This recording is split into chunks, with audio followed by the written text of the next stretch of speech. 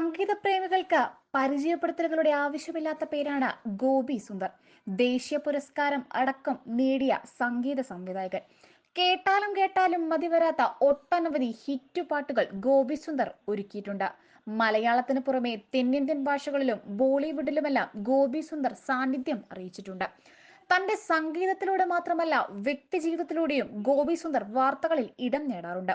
നേരത്തെ ഗായികമാരായ അഭയ ഹിരൺമയി, അമൃത സുരേഷ് എന്നിവരുമായുള്ള ഗോപിയുടെ പ്രണയബന്ധങ്ങളും ബ്രേക്കപ്പുമെല്ലാം വാർത്തയായിരുന്നു.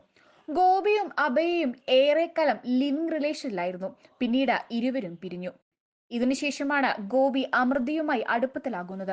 എന്നാൽ അതും അധികനാളം നീണ്ടു നിന്നില്ല. ഇതോടെ പിന്നീട് ഗോപി സുന്ദർ ഏത് പെൺകുട്ടിയുടെ കൂടെ നിന്നുള്ള ഫോട്ടോ പങ്കുവച്ചാലും സോഷ്യൽ മീഡിയ മോശം കമന്റുകളുമായി എത്തുന്നത് പതിവായി.